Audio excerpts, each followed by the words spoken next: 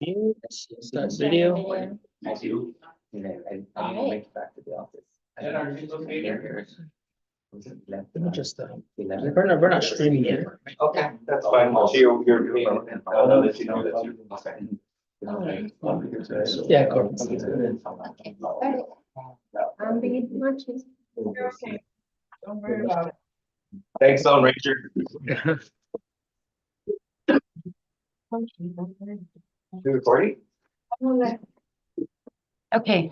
We'll let you know when the new business items are done. Okay, no, but I always, Okay. You're not recording yet, right? No, Okay.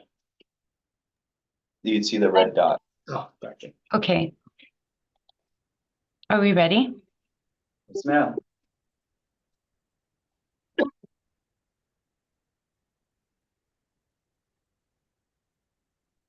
Okay, we're ready. Thank you very much. Afternoon, everyone. Welcome to the Board of Commissioners' regular scheduled meeting. This 13th of February, 2024. It is now 12:02 p.m. here at GHURA's main office on the first floor of the beautiful village of Senania. Before we begin roll call, I'd like to officially welcome our newest commissioner who is just was just sworn in this morning, Commissioner Victor Torres, right? Go by Victor. Okay. Oh, Commissioner, welcome and thank you for taking the charge, right? Thank you very much. To serve, right? Okay. So with that, let us begin with roll call. Vice Chair Nate Sanchez. Present. Thank you very much. Commissioner Suzaki will not be joining us. He's excused. Commissioner Delia will not be joining us. She's excused. Commissioner Rice. Present. Thank you. Commissioner Corpus. Present. See you online. Thank you very much. And last but not least, welcome Commissioner Torres. Thank you. Thank you very much. We have a quorum established. Let's move on to item number 2, board meeting public announcements, which is located in your packets. January 6th, first printing. I'm sorry, not January 6th. Is it January 6th? February 6th. Sorry, February 6th, first printing, and then February 11th. Is that January? February. Yeah. The whole. Right, okay, so that's correct. February 6th, and then February 11th. Okay, both are in the packets and present and accounted for. We'll proceed. Let's move on to the approval of previous board minutes of January 23rd. It's located also in the packets.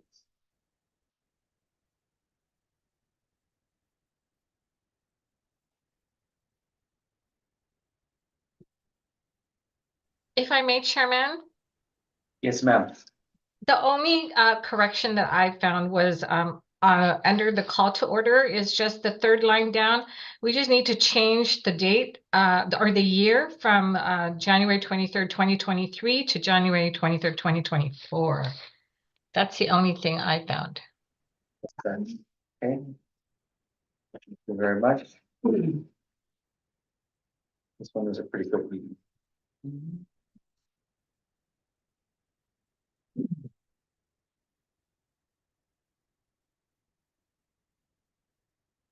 Excuse me.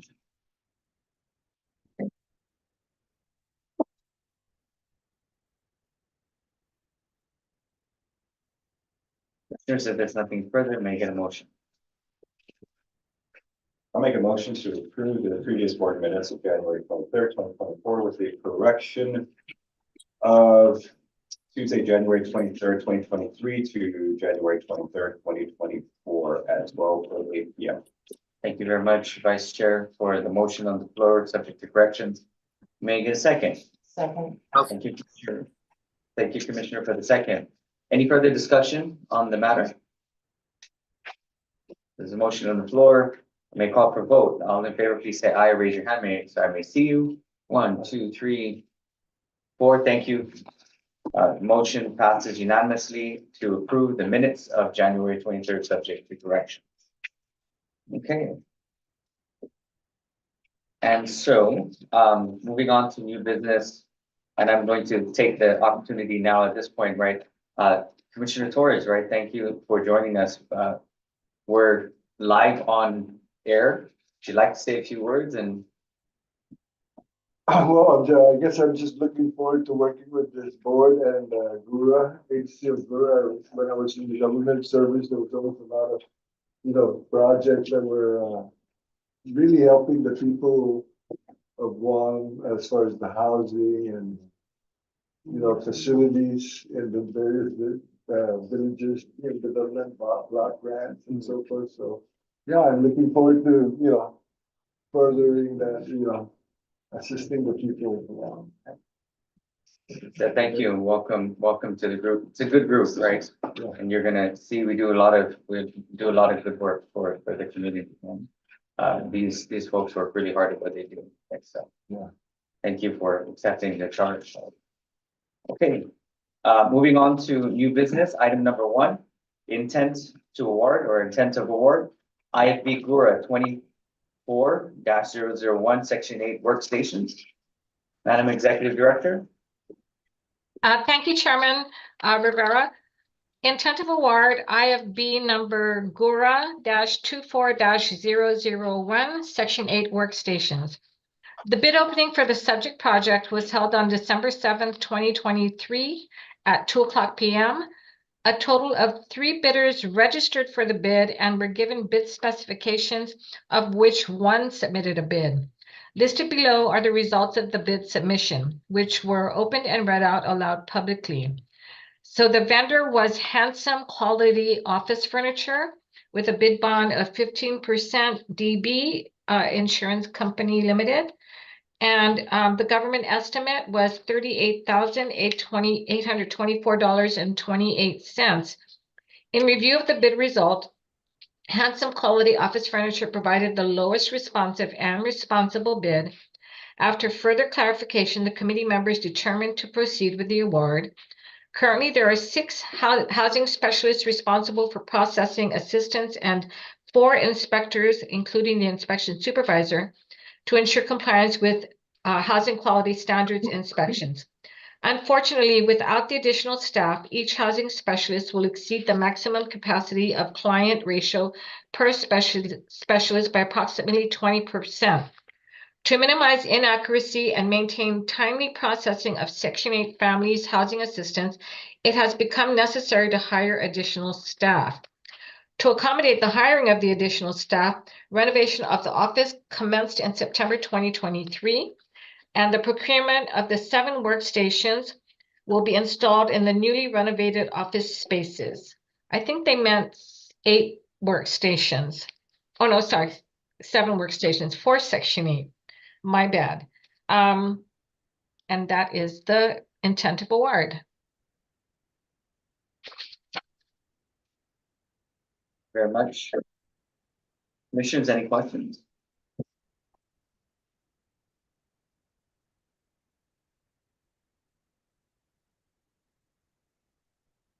Just in case you're wondering, by the way, what happened was we expanded.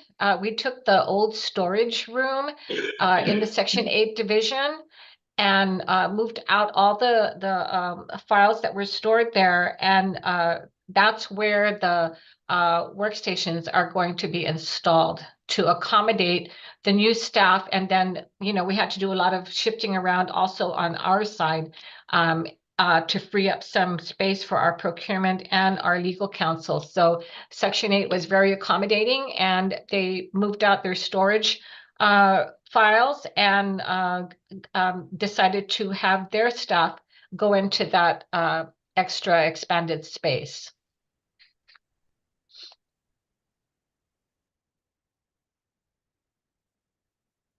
And these units are comparable to what you have already? I actually haven't seen them, but I believe so.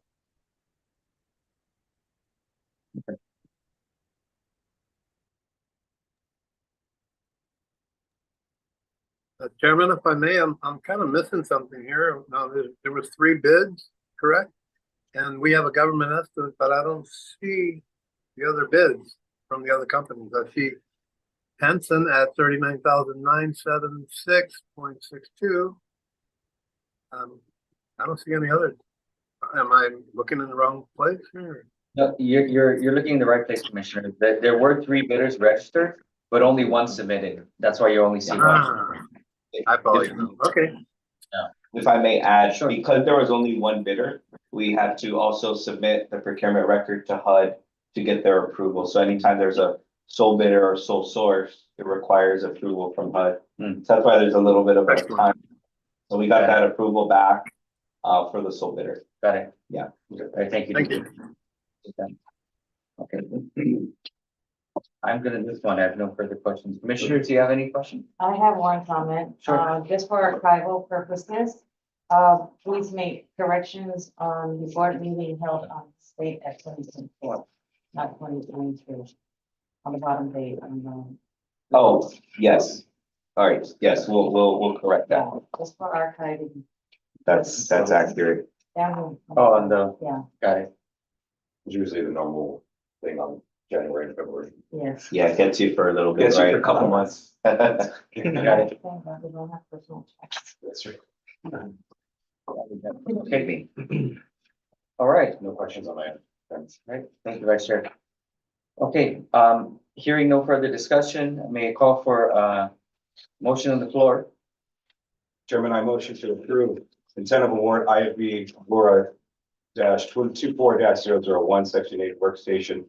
Also subject to correction on page 1 of 41 of our board packets, board meeting of February 13, 2024 as well. Oh, excuse me, in the amount awarding to Henson Quality Office Furniture in the amount of 38,800 $39,000, correction. $39,976.63. So noted, Vice Chair. Thank you for the motion. Thank you. May I get a second? Second that. Right, thank you, Commissioner Rice, for the second. Any further discussion on this matter? Hearing and seeing none, may I call for the vote? All in favor, please say aye. Raise your hand. 1, 2, 3, 4. Thank you very much. Motion passes unanimously.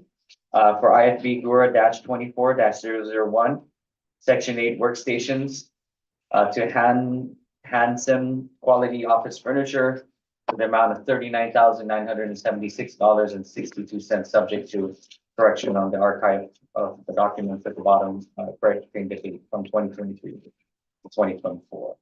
Right? Okay, thank you, Commissioners. Moving on. Change order number 2, IFB GHURA -09-26-2019 or 2019 CDBG for construction of the Lighthouse Recovery Center for Women, Teens and Guam. Madam Executive Director, floor is yours. Thank you, Chairman. Change order number 2 for IFB number GHURA -09-26-2019 CDBG, construction of Lighthouse Recovery Center for Women in Tejan, Guam. Inland Builders Corporation has an ongoing contract for construction of the Lighthouse Recovery Center for the Women on Tejan, Guam. AE staff conducted a site visit at the Lighthouse Recovery Center in Tejan following a change order request from the contractor.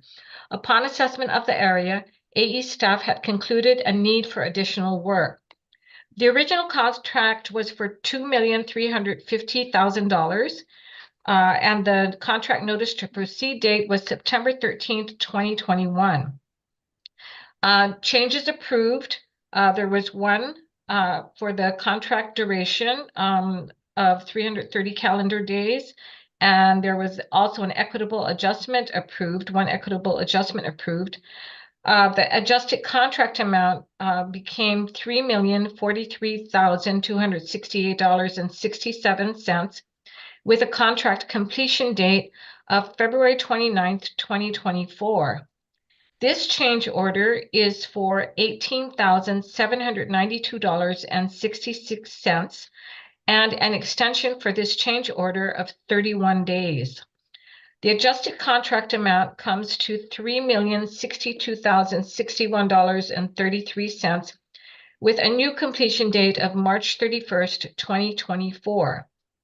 Based on AE staff's review, we are requesting board approval for a change order / contract modification with Inland Builders Corporation in the amount of $18,792.66, as well as a construction extension of 31 days. The date of completion will be moved to March 31st, 2024. AE has determined the cost proposals and time extension to be reasonable and acceptable.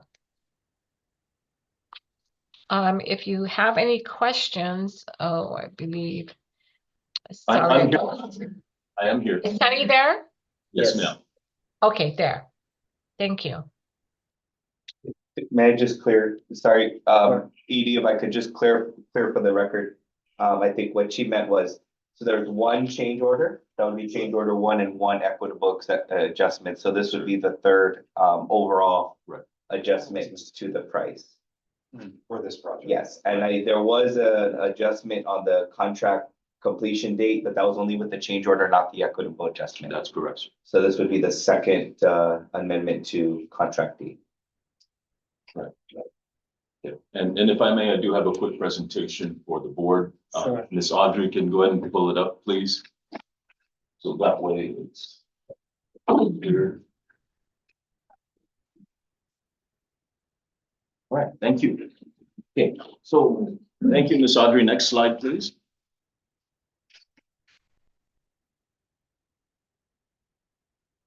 There you go. Okay, this is not a new slide. It was presented back in the January 9th board meeting for the request for equitable adjustment. But right now I took away the request for equitable adjustment, and these two matters were presented as FYI to the board. So for the first one is the time extension request. Contract completion is now March 31st. Inland Builders is now willing to put in their skin in the game and say, okay, this is where we're going to stop. We're going to finish this project. And there's even a support letter from them saying, yes, we see March 31st as our beneficial occupancy date and contract completion. And change order number 2 was presented as an FYI to the board, because this is what happened. Next slide, please, Ms. Audrey.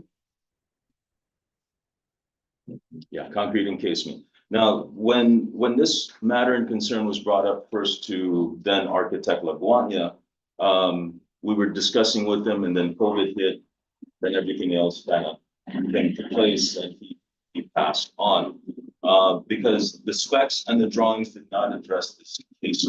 So we saw it as engineers that this is an important item because it's a sewer line.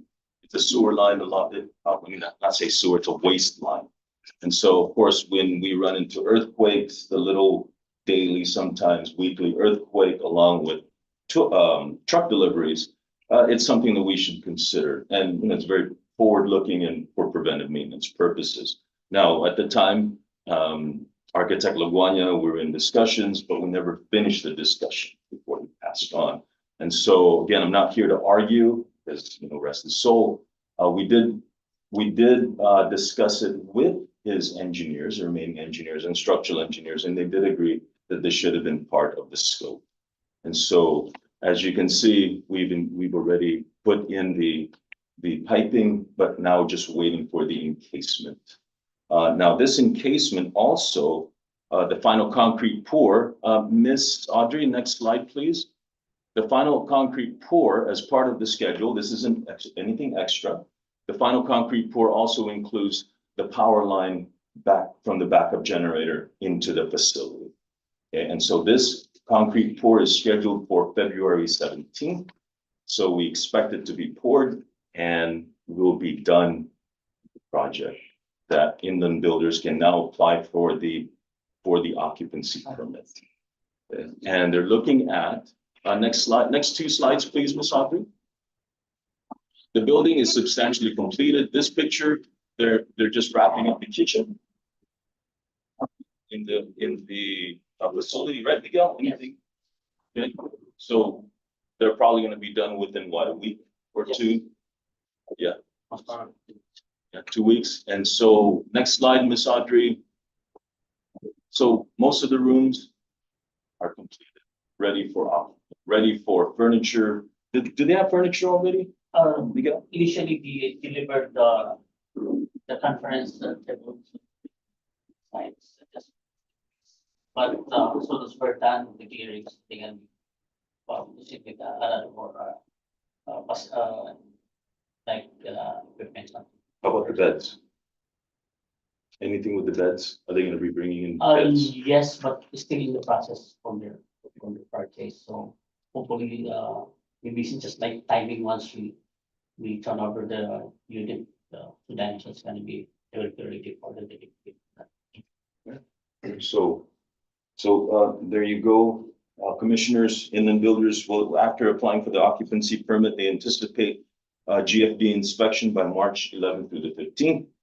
And that leads to their beneficial occupancy date of March 31st, 2024.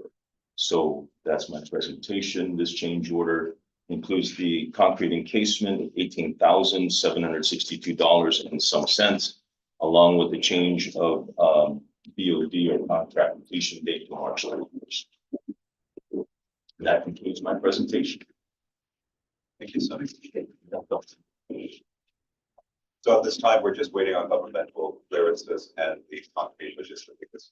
How they, Yes, sir. Concrete first, because, right, yeah, because if the government agencies see the holes in the ground. sure, they're not gonna, Yeah, they're not.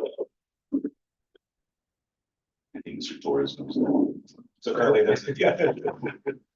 So right now, there's a dearth of concrete. There's a shortage right now. As you got. You might be asking, where is this at exactly?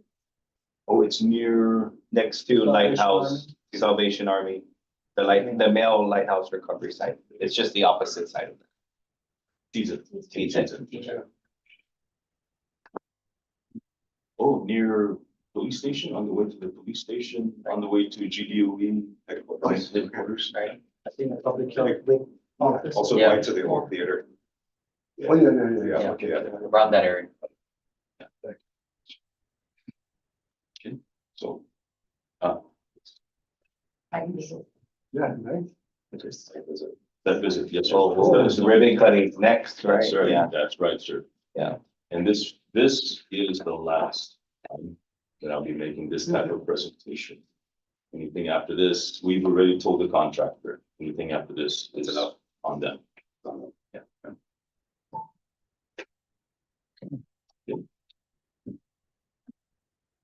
Commissioners, any questions on this one?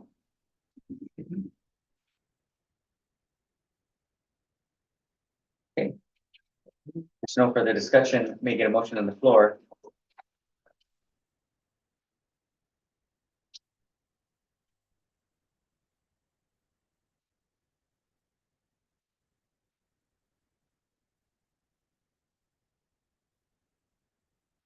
Right. Just a motion to approve IFB number GHURA -09-26-2019 CDBG Construction Lighthouse Recovery Center for Women, Teacher Block. Change order number 2. Change order number 2.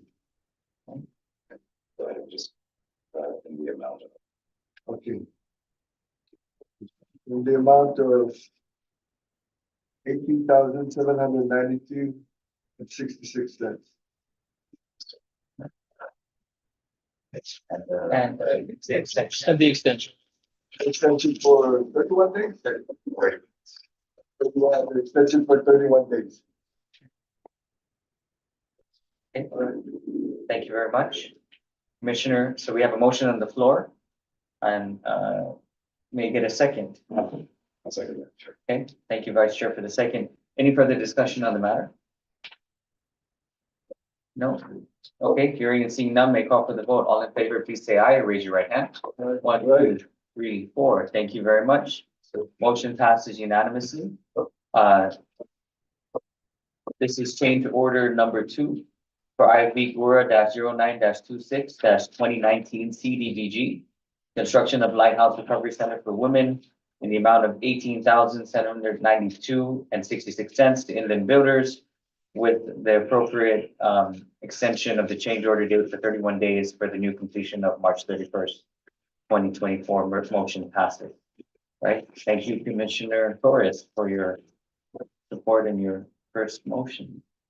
Moving on to item number 3, first of many. First of many. All right. Moving on to item number 3, resolution number FY 2024-007. Madam Executive Director. Thank you, Chairman. Before I read the resolution, actually, part of your packet included a memo regarding the highlights of the November 2023 admissions and continued occupancy policy, also known as ACUP. So it says attached is a board resolution requesting the adoption of the November 2023 admissions and continued occupancy policy, ACUP. The revised ACUP consists of over 500 pages and is provided under separate cover. The final rule implements sections 102, 103, and 104 of the Housing Opportunity through Modernization Act of 2016, or HOTMA. It delivers important benefits to residents and reduces the administrative burdens for public housing agencies, also known as PHAs. Highlights on the revision of this ACUP are Section 102, income reviews. There are fewer interim reexaminations, streamlined verifications, increased standard deduction for elderly/disabled households, additional income exclusions, threshold for claiming medical/disability expenses increased, a higher threshold for inputting asset income, and a hardship relief. Section 103 highlights are public housing income limit, the public housing income limitation. Section 104, asset limits, the asset limitation, exclusion of retirement and education savings accounts, and self-certification of assets under $50,000.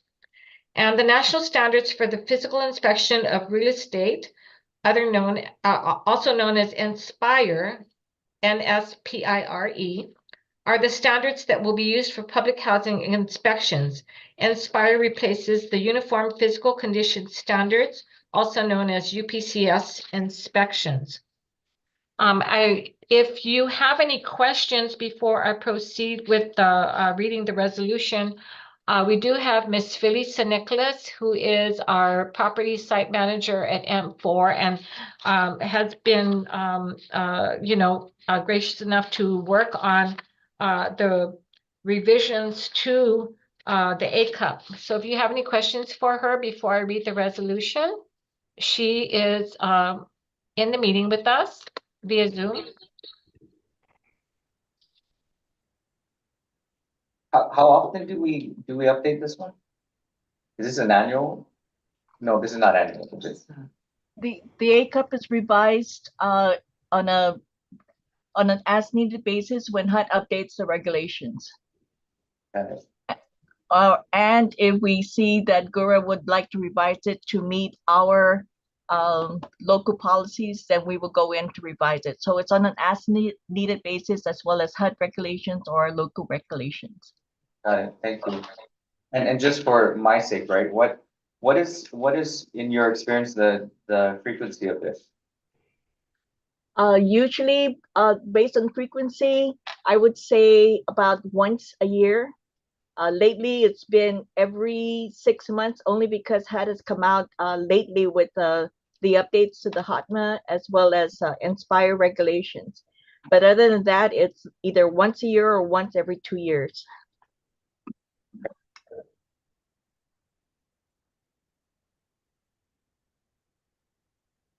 And so, and just another clarifying question on section 103 for the public housing income limit, I guess that was an increase on the public housing income limitation.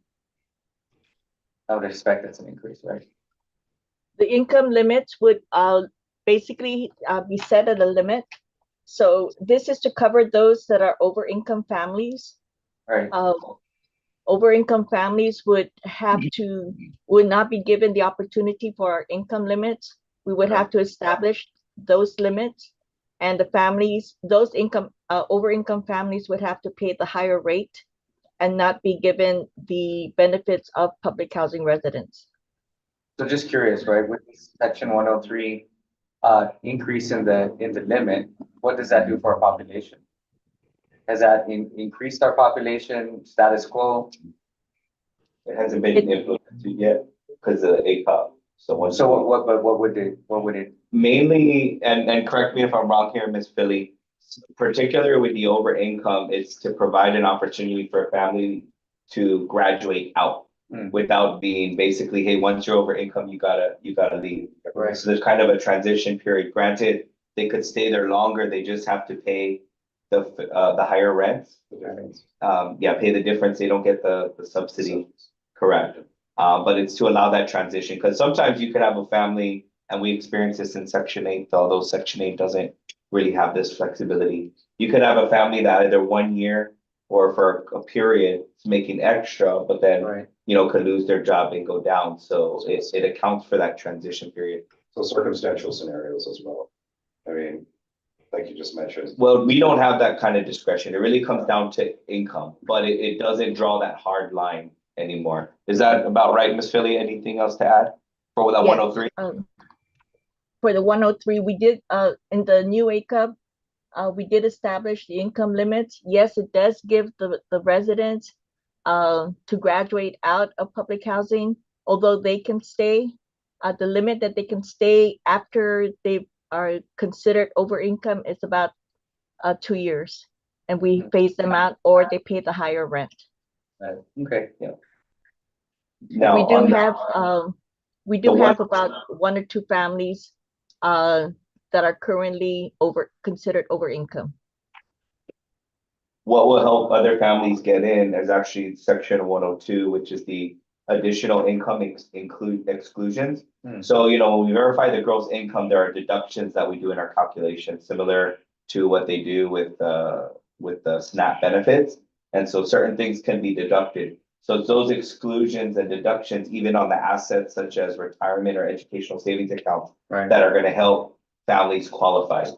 So we're hoping that this does kind of help us broaden right, the population that we serve. right. Gives you a better gauge. Yeah. Absolutely. Thank you for that, and I think that was kind of my question was, what was the impact, right, of these revisions? And it sounds like they're pretty positive for us. We think they're positive, but once we implement the ACOP, then we'll really see. Okay. Once we're able to put the policy in place. Okay. It's mentioned in the resolution, but before we go into that, it was a pretty drawn out process, right? Is that right, Ms. Philly? So after the all the updates were put in, mind you, HOTMA came out in 2016. HUD just published the guidelines last year, Ms. Philly? Yes. I believe. So Yes. they sat on it for about, for a fairly long time, and then published the guidelines, and then we had to react quickly to try to get the ACOP out. So there was a public hearing, comments were given, and things like that. So we had to go through that long drawn out process to get to this point today. Okay. Thank you, that was very helpful. Any further Okay, discussion? so I'll proceed with the reading. Yes, please. Okay, resolution number FY 2024-007.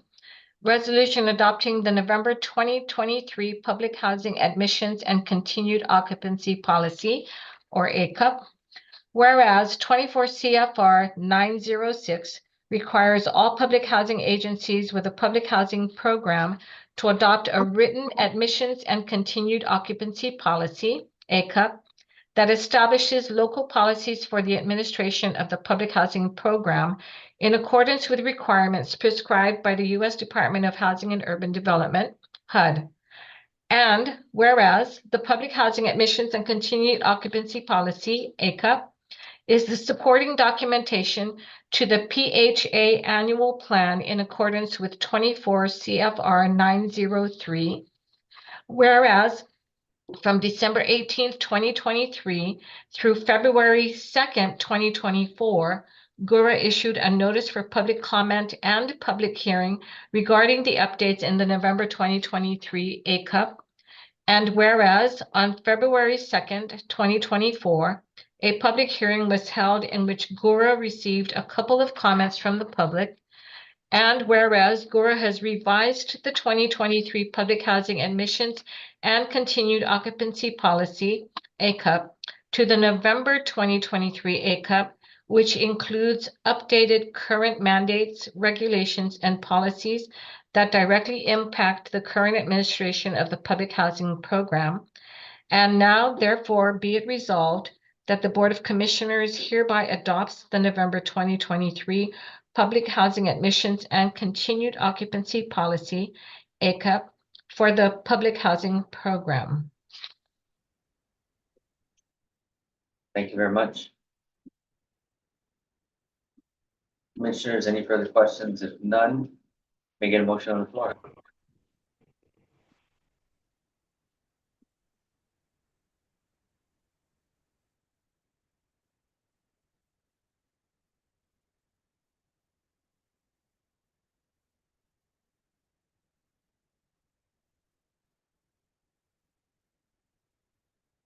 Motion, Chairman, for resolution number FY 2024-007. Resolution adopting November 2023 Public Housing Admission and Continued Occupancy Policy, known as GHURA. Thank you very much, Vice Chair. May I get a second on the motion? Second the motion. Thank you, Commissioner Torres, for the second. Any further discussion?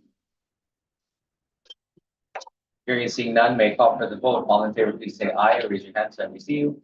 1, 2, 3, 4. Thank you very much. Motion passes unanimously. For resolution number FY 2024-007, resolution adopting the November 2023 Public Housing Admissions and Continued Occupancy Policy, ACUP. Moving on to item number 4, resolution number FY 2024-008, resolution amending the credit card policy. Madam Executive Director, the floor is yours. Thank you, Chairman. Resolution number FY 2024-008, resolution approving the 2024 GHURA credit card policy. Whereas the Board of Commissioners of the Guam Housing and Urban Renewal Authority, GHURA, is granted by 12 Guam Code annotated subsection 5103 and subsection 5104, the powers, rights, privileges, functions, and duties of the authority enacted through policies providing for the internal organization and management of the authority and for the administration of its affairs and operations. And whereas GHURA is considered a non-federal entity, NFE, whose operations are funded through federal grants and programs and subject to conditions outlined in federal law, regulations, and rulings. And whereas 2 CFR 200, the Uniform Administrative Requirements, Cost Principles, and Audit Requirements for Federal Awards, hereafter known as the Uniformed Guidance, provides GHURA the basis for its procurement activities. And whereas on April 14, 2015, the Board of Commissioners approved Resolution FY 2015-014, adopting and approving an amendment to GHURA's credit card policies and procedures. And whereas on April 28, 2015, the Board of Commissioners approved FY 2015-014, A, adopting and approving further amendments to GHURA's credit card policies and procedures. And whereas the Board of Commissioners recognize that many monetary transactions have shifted and require the use of a credit card. And whereas the Board of Commissioners further recognize the necessity to update GHURA's credit card policy. Now, therefore, be it resolved, authorized credit card use shall be defined as an ordinary, necessary, and reasonable expense to properly maintain and operate the Public Housing Authority, which may include, but are not limited to, authorized training, authorized travel expenses, supplies, services, equipment, and the emergency housing of residents.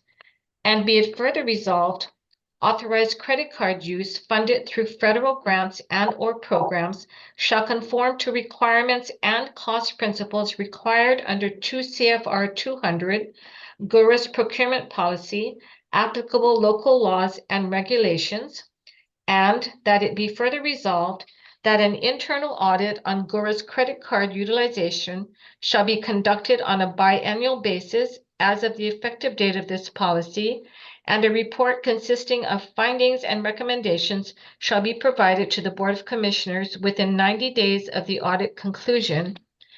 And be it further resolved that the GURA Board of Commissioners hereby rescinds credit card policies adopted in Resolution FY 2015-014 and amended through Resolution FY 2015-014A, and that any preceding credit card policies not otherwise rescinded herein shall be replaced with this policy, hereinafter known as the 2024 GURA credit card policy.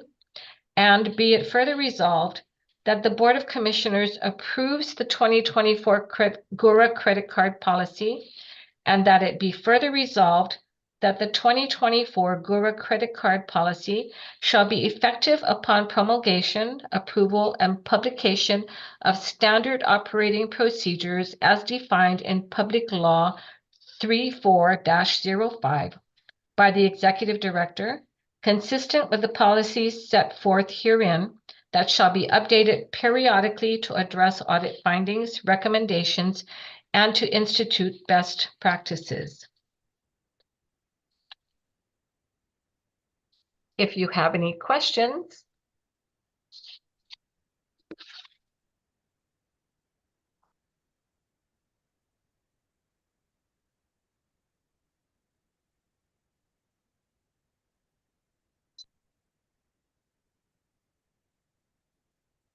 If I may just add, this is one of the recommendations from the OPA's audit, was to update GURA's credit card policy. So this is the resolution that we have drafted to do that.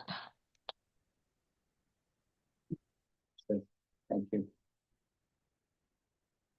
So I guess one of my questions is that 2015 to 2024, it's a good amount of time.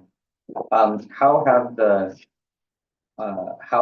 the policies that were created in 2015 not served our function moving into present day? Ms. Liz, may I? Sure, go ahead, and then I'll add to it as well. Thank you. One of the things that I've noticed, and as you've seen with even our travel policy, is Right. One thing that GURA was doing in the past was mixing the policy and procedures in the same document approved by the board, which made it very restrictive to apply necessary updates, right, as needed, as rules change, regulations change to stay up to date. And so that kind of caused a situation where, maybe actions were taken not consistent with the outdated policy, and that, it was kind of a drawn out process or maybe missed to get those amended. So one of the things that at least we're doing moving forward is separating based on roles, right? So the general policy guidelines established by the board, and then the SOPs going into the finer details to provide for guidance and proper controls, implementation, and enforcement at the operational level. And so I think that's one of the things that caused it. They were over stipulative. To be honest, and to be frank, GURA kind of shot itself in the foot. And so the credit card policy was 2015, procurement policy updated in 2019, credit card policy wasn't updated to go with it. Right. And so kind of building on how we monitor these things, the periodic updates, and the interaction between policy versus procedure and how they all work together. Sorry, Ms. Liz, thank you. No, and the other thing I just wanted to mention also is that, prior to 2019, or when we came in 2019, actually, we had different key staff that actually, were the ones responsible for, having us follow whatever procedure they had in place. And then that key staff unexpectedly changed between fiscal and procurement. So there were processes that weren't followed, but everything's accounted for. It's just that now, unfortunately, we had findings with the OPA's credit card, audit, and we welcome that the audit was done so that it could point out what things needed to be changed and improved. And so that's what we're working on, is to make sure that moving forward, everything is going to be in compliance with what the audit recommendations were. So for the record, if I just reiterate what you're saying, based on the findings of the public auditor, right, which again, we welcome and we continuously improve as you mentioned, right? The disposition of the credit card issue that was before us was that it wasn't fraudulent. There was nothing, it was all accounted for. And as the DD kind of alluded to, some of these were just the inconsistencies between the policy and the guidelines, right, that were set forth in 2015, and then the updates that were given to other functions such as procurement and things like that just didn't follow suit. Correct. And so this hopefully rectifies and streamlines that and puts us in a better disposition to align all of these financial procedures more appropriate. It's the start, Mr. Chairman. Yeah. The Yes. second phase of this would be the actual SOPs, which, will be public, posted on our website, consistent with Public Law 34-05 Right. for everyone to see very transparently. And it will go into details and provide very explicit guidelines that staff can read and follow. And it's about adding controls that are very easy to follow and building them into the operation, so that it's not solely dependent on one person who's gonna check everything, right? And that if they leave or something, God forbid, happens to them, that things kind of fall by the wayside. Right. Right. And so one of the other things too, if you notice in the GURA 2024 credit card policy, right? Some of the things that will be authorized for the credit card are really things that happen as emergency situations, for example. And we have to make sure that we take care of those situations. What I mean is situations where we have to make sure something is done and nobody's going to pay out of their pocket. It has to be paid by GURA funding, which is the credit card. And everything will be, is accounted for. It's just that the old credit card policy didn't include some of those items that we listed on the new credit card policy. I was just gonna ask, would there be training further on, right? With the policy, once you institute The SOPs? yeah. Yes, so once the SOPs are published, then all those that will be part of it. Part of that process, we'll have to review it and sign off along the change. And it's just to make sure that, again, those controls are in place. A lot of it was, yes, some controls were either there. One was the main of where, since we're on the topic, right? Since one of the main things that they kept finding repeatedly was that is the authorized use. So it was very restrictive. So it said one card is only for travel, one card is for these other things, right? Mm-hmm. And as we know, operationally, maybe the other card holder is not available, and legitimate purchase needs to be made. But hey, my card's only for travel, and it's those kinds of things. Or approval for an expense might get paid or be made before the actual purchase order is fully come through and put together. So it's about building it in so those things don't happen. And one of the main controls that we're putting in place in the SOP is that the only authorized card holders will be only the people who are actually authorized to sign appeal. So the signer of the appeal will also be the card holder. So it's gonna go hand in hand. There's no way they're gonna run the card without the signed purchase order. And that would be the executive director and myself, who are the procurement officers of the agency. Okay, Thank you. that's very helpful. Thank you. And what's the limit on these credit cards? Do you know? It really does depend on the bank, but generally it's about 10 grand. Yeah, and that's mostly like, because if there is travel. Actually, Is it's it actually a very small limit. for the whole agency, right? 10 for the whole agency? It's only 10,000. Yeah, so it'd be like 5. Yeah. Per card. So right after COVID, you wouldn't have been able to get plane ticket out. Oh, yeah, no, exactly. I don't know if anyone was trapped. You wouldn't have been able to get out. Okay, good. Okay. Hi, Ms. Liz. Can I just say a correction? So, GURA's limit is actually $40,000, but the card itself, according to certain individuals, is only 10,000. There you So go. if we have more credit cards, we can go all the way up to 40,000 only. We're Yeah, not but trying- Ms. Liz, the credit card that Ms. Liz has is 10,000. Yeah. Yeah, we only have that one credit card that I know of, right, Ms. Fran? Yes, only that. But our limit is up to 40. Understood. Thank you. But we're not gonna Okay. use. Welcome. Thank you. Excuse me, may I inquire, Absolutely. who are the cards? Which banks are they with? So the cards go, so when we do the procurement for banking services. Right. The card at part of the RFP is what they offer with the cards. Right. Which I think was one of the findings in the OPA, but that's actually addressed when we procure the banking services so it's, right now, we're contracted with Bank of Guam, who is the one who won the last bid successfully. And that was last year, Ms. Fran, or 22? Yes, it was. It was like about a year or two ago. It was not very long for And the that's new new contract. Right, 3-year option too, I believe. Yes, for- that's correct. No, for the banking services, which Banking includes services. the credit card. Okay. Okay, thank you very much. Commissioners, any further questions? If not, I'll get a motion on the floor.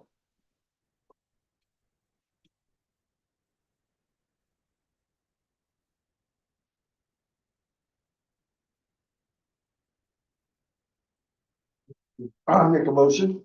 Make a motion to approve the resolution number FY 2024-008. Resolution amending the credit card policy. Thank you very much, Commissioner Torres, for the motion. Approved. So noted, right? Resolution approving FY 2024-008. There's a motion on the floor. Make it a second. Second. Thank you, Vice Chair, for the second. Any further discussion on the matter? Hearing seen none, may I call for the vote. All in favor, please say aye. Raise your right hand. Aye. 1, 2, 3, 4. Thank you very much. Resolution number FY 2024-008. Resolution approving the credit card policy of, I'm sorry, the 2024 GHURA credit card policy passes unanimously. Moving on to item number 5, resolution number FY 2024-009. Madam Executive Director. Thank you, Chairman. I know as part of your board packet, you did get documentation regarding Section 3, the Section 3 policy. So I will read the resolution that is for that Section 3 policy. Resolution number FY 2024-009, resolution to adopt and enforce the updated Section 3 policy. Whereas the Board of Commissioners of the Guam Housing and Urban Renewal Authority, GHURA, is authorized under 12 Guam Code annotated subsection 5104E to establish policies for the effective governance, administration, and operational management of the authority, Whereas GURA acknowledges the critical importance of ensuring that economic opportunities generated by HUD-funded projects are made accessible to low-income individuals and businesses within the community in alignment with the objectives of the Section 3 policy. Whereas Section 3 is specifically designed to help residents of public housing and low-income people living in the areas where HUD funds are spent. It targets those who are most likely to need these job opportunities and economic boosts.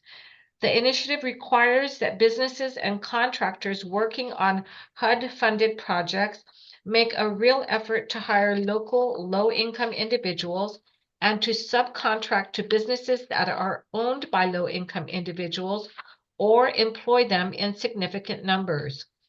Whereas the main goals of the Section 3 initiative are to provide jobs, training, and contracting opportunities to low-income individuals and businesses in the communities where HUD money is being spent. In this way, the investments not only improve the physical community through construction and revitalization projects, but also helps the people living in those communities by offering them direct economic opportunities.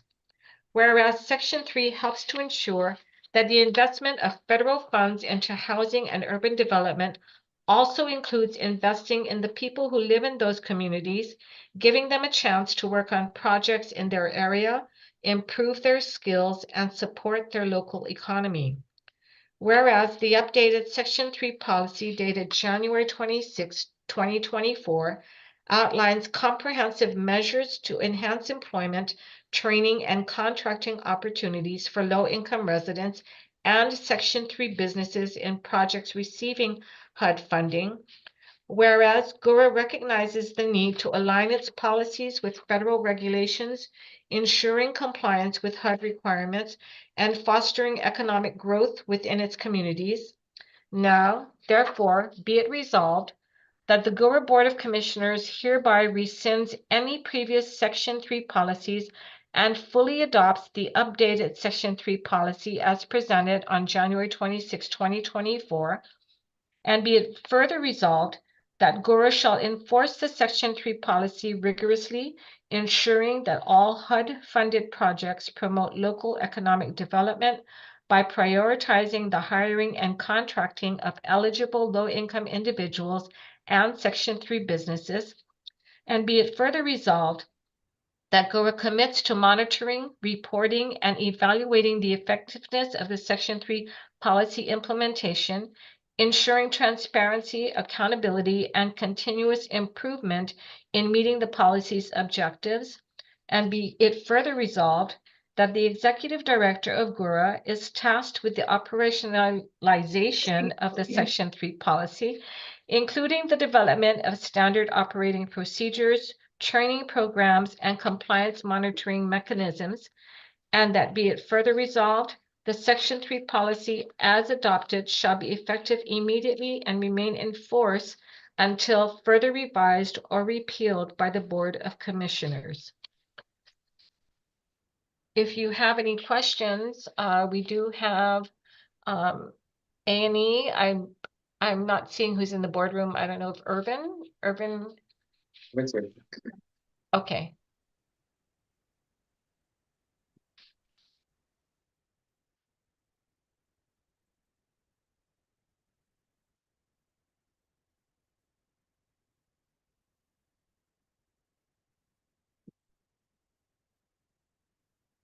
So this is an update to the policy, right?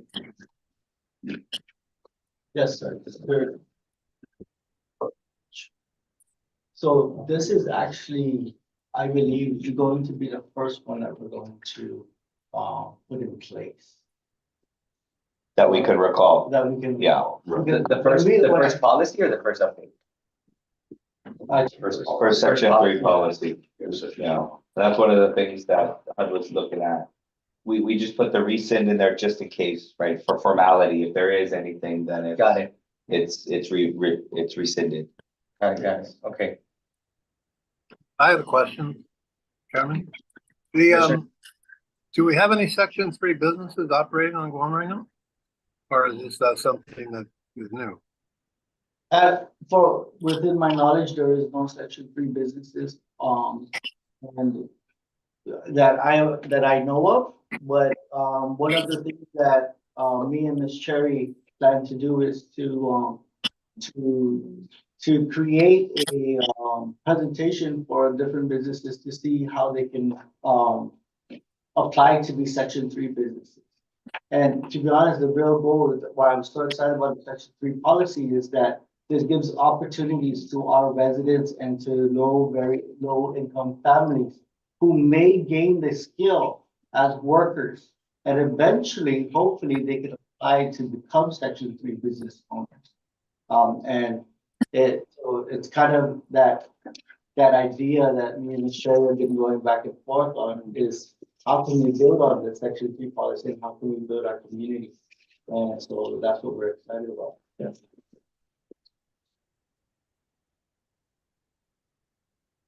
So to answer your question, Mr. Commissioner, not at this time that we're aware of. Yeah. But I want to commend Cherry and Irvin, who I know have been putting in numerous hours on top of their regular duties, to become the subject matter experts of Section 3. It's kind of always been, something that's processed through A&E, but that subject matter expertise to really put it together, take ownership, and turn it into something that we can push out to the community, especially our communities. That's next level stuff. So I'm really excited for future opportunities.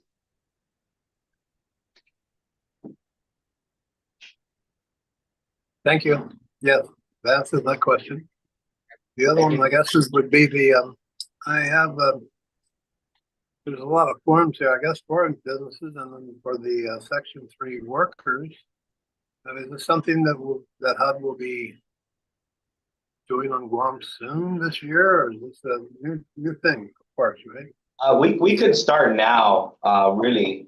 Then that's a lot of the training, but there were updates generally on the HUD side to Section 3, because not just Guam, but in many jurisdictions, it was a bit lackluster, to be honest. And so HUD made changes, and we've incorporated those changes, thankfully, in our first ever policy, at least that we can recall within recent history. And so hopefully we'll have a future report on how it's going, the implementation, at a later date. Thank you. All right.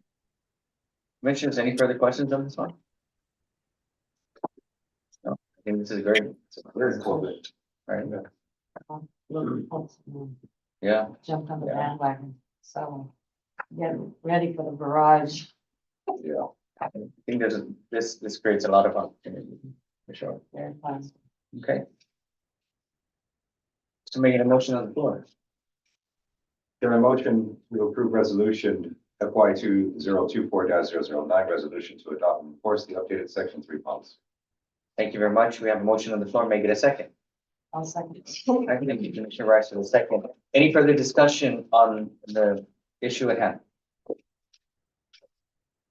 Hearing and seeing none, may I call for the vote. All in favor of resolution number FY 2024-009, raise your hand or say aye. All right. Thank you very much. Resolution number number FY 2024-009 passes unanimously. A resolution to adopt and enforce the updated Section 3 policy. Right. Congratulations on this. Good work. Good job with that, Cherry. Thank you for all your work on this. I look forward to the updates. And the SOPs. And the SOPs. The fun part. Right. Okay, moving on to agenda item number 5, Executive Director's Report. Madam Executive Director, number 1, project updates. Yes, thank you, Chairman. Before I just give a couple of updates, I would like to first go to the division updates. We are not going to do the public housing one, but Miss Jenna, our Ross coordinator, has a quick presentation, and then I will give you some updates after her. So if we can have Jenna. Of course. Thank you. Ms. Jenna, the floor is yours. Yes, hi, good afternoon. Good afternoon. There's slides. Audrey, do you have slides? So it's captured and recording. Thank you. Man, it's been dry in here, huh? It's warm. Oh. So, Talking too much. Thank you, Ms. Young. yes, hi again, good afternoon. So I'm Jenna Alano. I'm the service coordinator for the Resident Opportunity and Self-Sufficiency Program, also known as ROS. So I'll be presenting on the last 6 months of the project updates and everything. Next slide, please.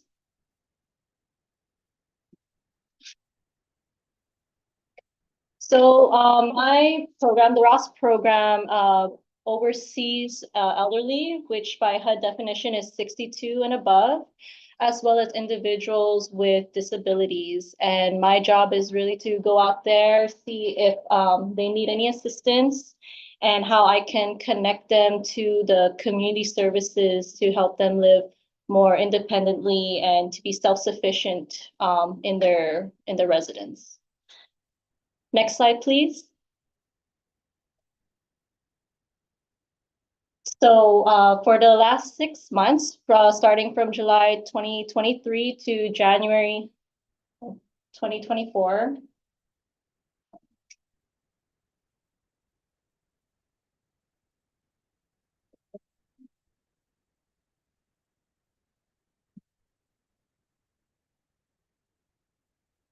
Slide number, Yeah. slide number Two, 3. Audrey, can you click slide 3? Thank you. Okay. So the service log is everything that I have done in the last 6 months from July 2023 to January 2024. So as you can see in your packets, there's a graph. And for the last 6 months, I had serviced for about 130 residents, ranging from conducting assessments to connecting them to services like the home delivered meals, for transportation, which is actually one of the highest need at the moment with the residents. Next slide, please. And then as of December, I had went ahead and did the intergenerational gift of the hand for this for 2023, where I worked with a couple of the Department of Education elementary schools to do handmade gifts for our residents, as well as if they wanted to provide gifts, then they can. And as you can see, there's pictures of the gifts that were given out in December. We were able to give out 103 gifts, 85 from the elderly sites, and 18 that were out of the sites from AMP 1 and 2. Next slide, please. And these are just pictures of the schools that did donate, which was MU Lujan and Timuning Elementary. Next slide, please. I also had worked with some of the high schools. So in December, Teason High School actually had donated a variety of household items, hygienic items, mostly like toothpaste, diapers, things of that sort. And thus far, Ross was able to give out 18, give out items to 18 residents. Of those 18, 2 of those residents just came out from homelessness, and we were able to provide a lot of the items that they did not have. Next slide, please. And I've just already completed the report, the annual report required by HUD. The application renewal's already been submitted. Trainings have been done with the American Association of Service Coordinators. That's usually online, all the webinars. And as well as some of the trainings that were offered locally from Guam Behavioral. During that time, I've also conducted outreaches with other agencies as well, of course, the schools, to let them know that there is a ROS program and what my program stands for. Next slide, please. And of course, I will be continuing those administrative tasks where I conduct those assessments to get to know the residents, see where I can help them the most. And then conduct my needs assessment as required by HUD. And of course, the reports. Continuing the outreaches for our local community to know the ROS program more, and that we do have residents that are in need, and would definitely benefit from whatever our community can provide to them. And of course, I will continue the trainings to better my my work here with the ROS program and the residents in need. And that concludes my project summary, my presentation for the ROS program. Thank you. Good job. Yep, Jenna. So this spans 6 months worth of, Yes. yeah. What was your Been biggest, yeah, I can imagine, what was your biggest challenge during this period of time that you wanted, you could really think about that? Like, what were some of the challenges you encountered? My challenges specifically? Yes. It's actually just really getting the services to the residents, because their biggest need is transportation. Majority of the time. Majority of the time, they have difficulty getting to where they need to go. So my biggest challenge is trying to get the services to them. Yeah. So it's not necessarily you, it's third party Yes. circumstances. Yeah. What were your biggest accolades or rewards you experienced past 6 months? The past 6 months? The 2 residents that came out of homelessness and was able to provide the items that they need, because they don't have a lot of furniture, they don't have a lot on hand. So having those donated items from the schools was a very big help to them, especially. Yeah. Do you remember their ages? 67, and I think the other senior was nearing 72, if I recall correctly. You still keep in contact with them? Yes. Yeah. Mm-hmm. Good. Wow. It's very impressive. Thank Yeah. you. And to everybody involved in helping you If- put all this together. If I may, commissioners, program coordinator for the ROS program, when I first came on board in 2019, I actually shadowed our ROS coordinator at that time.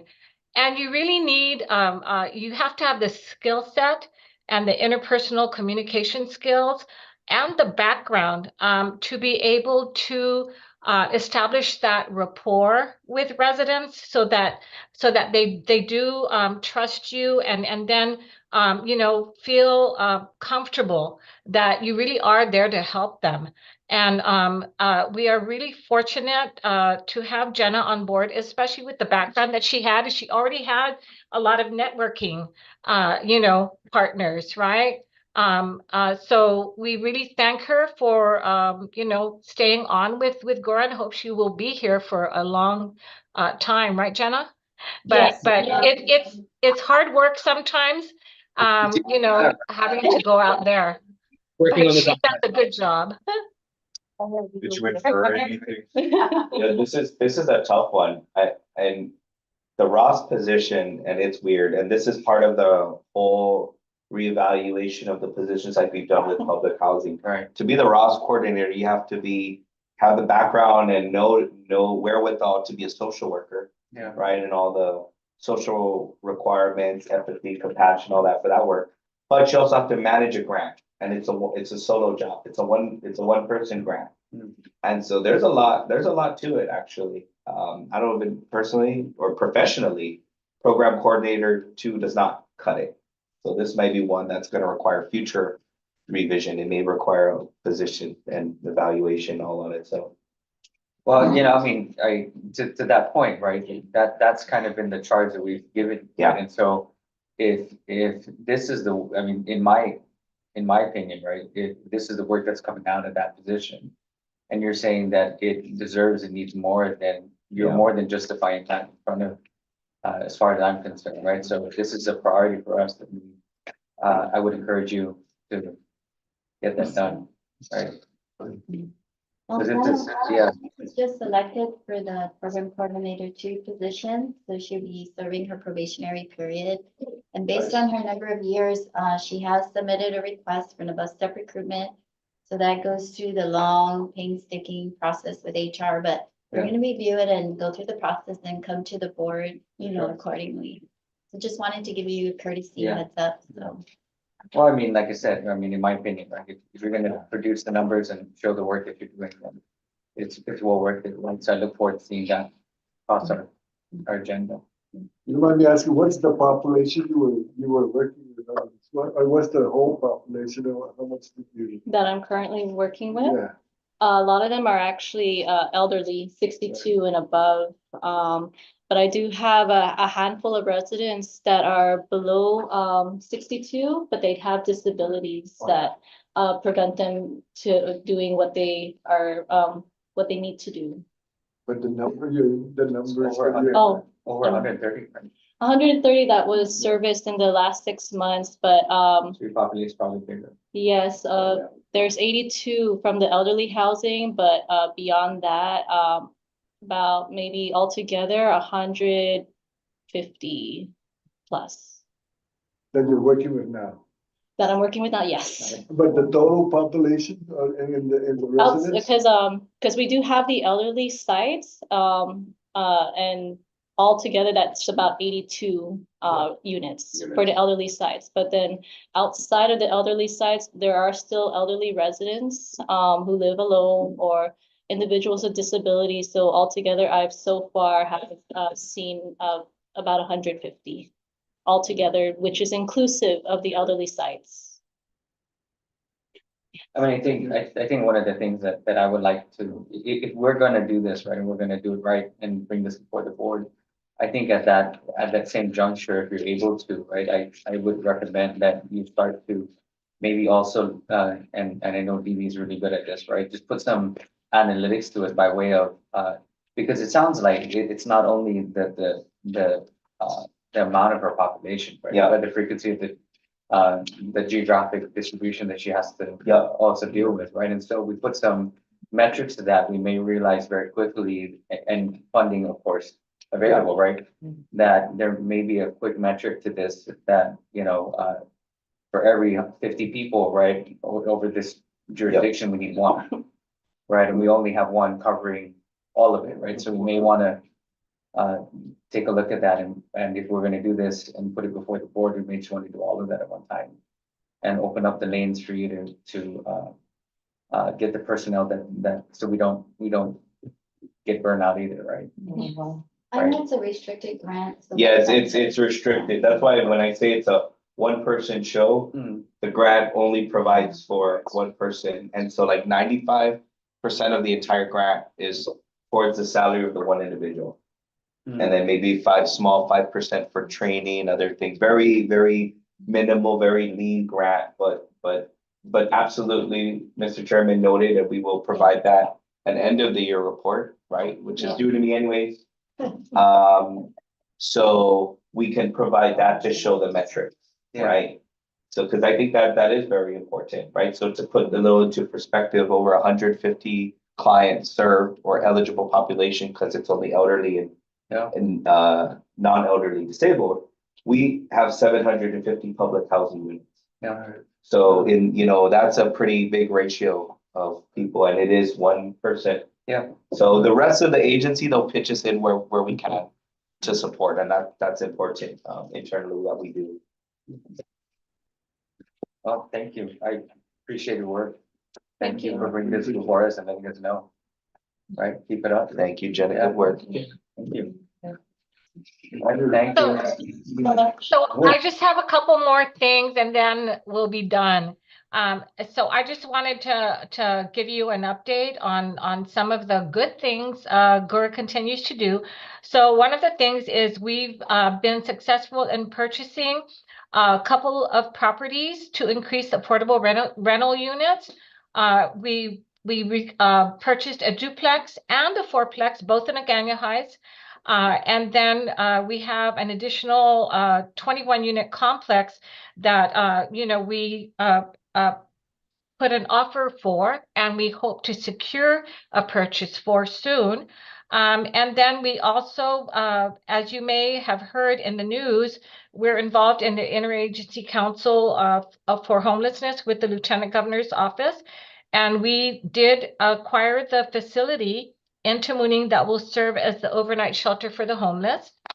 And then GHURA is really pleased to partner with the governor's office to leverage funding from the ERA2 program's successful obligating 75% of their total ERA funds allocated to Guam. And with them being able to obligate 75% of the total funds, they're able to have around 5.8 million in funding that can be used for eligible affordable rental housing purposes here on Guam, such as construction, rehab, or preservation of affordable rental housing projects serving very low income families. And then also it could be used for the operation of affordable rental housing projects serving very low income families that were constructed, rehabilitated, or preserved using the ERA2 funds. So we have, some funding. They can only provide 20% per project. So we are working in coordination with them, with Adelup, to identify what those low-income housing projects are. But it's really great news because, sometimes we can acquire the property, but we don't have enough funding for the operations or the rehabilitation. So it's really great news. And then I'd like the deputy to speak about the survey efforts that they've been conducting post-Mauer for Mauer unmet needs with anticipated CDBG disaster recovery funds that hopefully will be appropriated by Congress. But I'd like the deputy to talk more about what those efforts are. Thank you, Ms. Lin. So as we've reported to the board, GHURA has been really pushing to try to avail of potential grant funds under the Community Development Block Grant Disaster Recovery. And so we've been really leaning forward, trying to get as much information, learn about it, learn from lessons learned. We've met with Saipan, who received a sizable amount of DR funds as well, to try to, learn and, potentially move along the process along as quickly as we can, especially should Congress provide the funding, that we be prepared with our action plan as soon as the notice of funding opportunity comes out. Part of that process. Part of that is to develop an action plan. And in order to do that, we have to gather data to determine unmet need. Now, one of the things, and I'd like to give shout out to our P&E and Alicia, again, particularly the planner for who's been assisting me with this particular effort, and Kathy for her support and the rest of the team. Is that when our meetings with HUD regarding CDBG-DR, it was made very clear from HUD that the only data they use is FEMA data. And so we went back to FEMA, had many discussions, and we basically made our case that, hey, if you are relying on post-disaster data, it's not going to reflect our unmet need because there are many communities that are not comprised of US citizens, right, that fall within our realm of responsibility that were affected by the storm. And since they were not eligible for FEMA, they were not going to be captured in your data. So after some discussions, FEMA was very supportive and accepted and understood, and we coordinated joint surveys to do a sampling of areas of particular interest that we want to try to help resolve and mitigate and prevent from future disasters, and those being the 3 areas of Zero Down, Gil Breeze, and Gil Baza.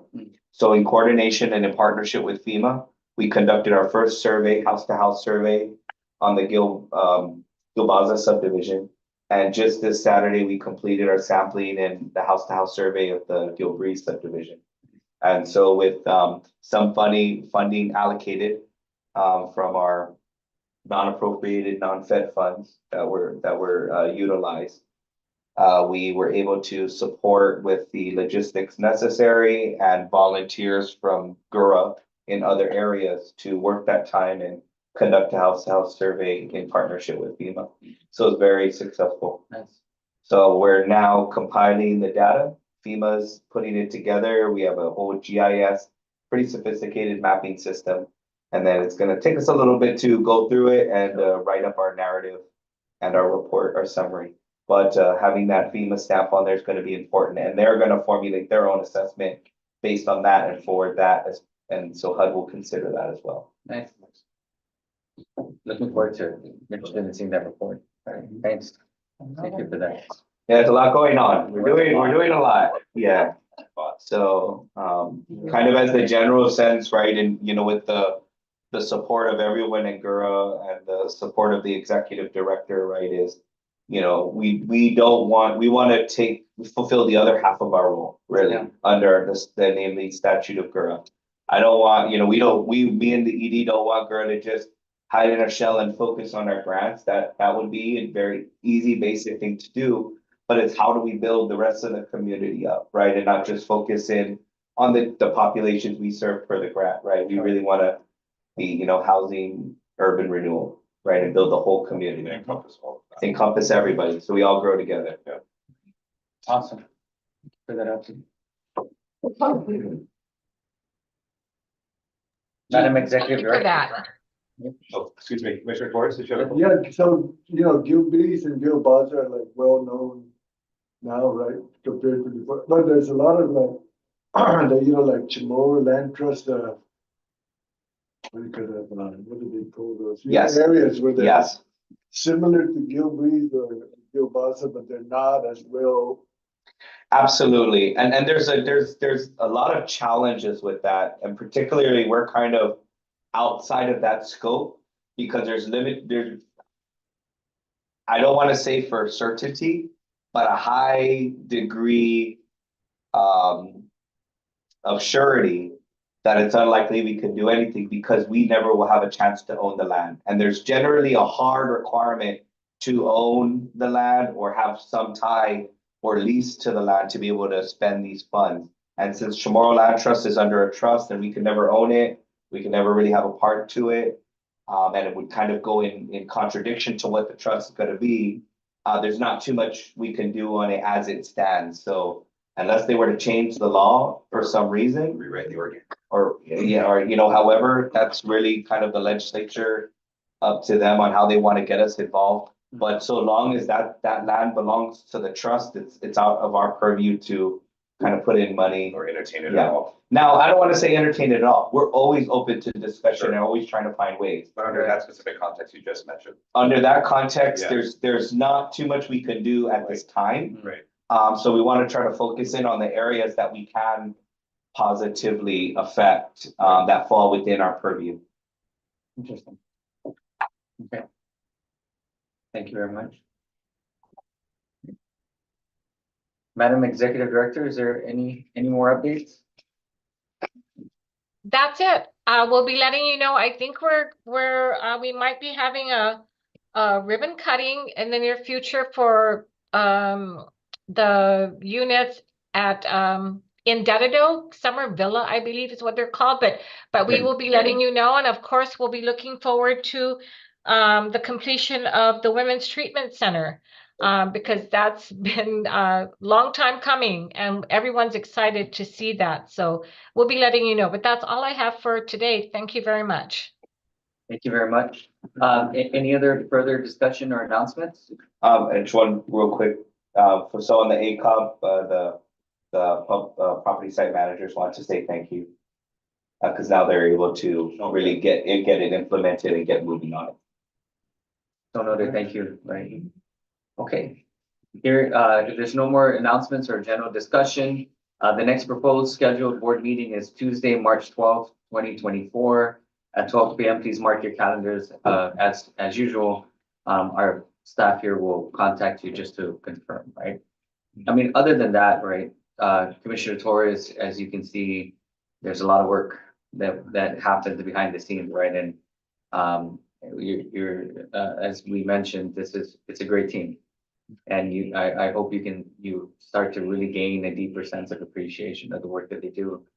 And how it's sometimes it gets rolled up with news and everything else, but nonetheless, right? I want to sincerely thank the ED and the DD for all of their leadership, right? These things don't happen in a vacuum. And of course, every time I see legal counsel still here, it's always a good sign. Felicio, thank you for. Well, the SCI hasn't taken them away yet. Right? Every time he's still here, right? It's always a good day, right? Because if they run away, then we have problems. We just staring at you, right? Right. Oh, there we go. But I finally got an officer, so I'm here for the long haul. We'll make sure. But leadership is hard, right? And sometimes it's thankless, but the work that you do is very much appreciated, right? And the heart that you put into the work you do. I want you to know it doesn't go unnoticed. So thank you for all your dedication, right? Both of you. Job well done, right? And please extend our gratitude to all the staff and encourage them to keep up the good work. We just started the year, right? There's still more year to come. Okay, if there's nothing further, is there a motion on the floor to call for adjournment?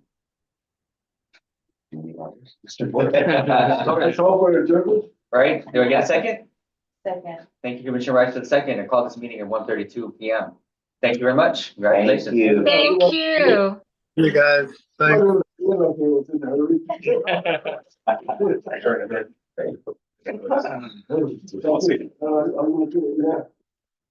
Thank you.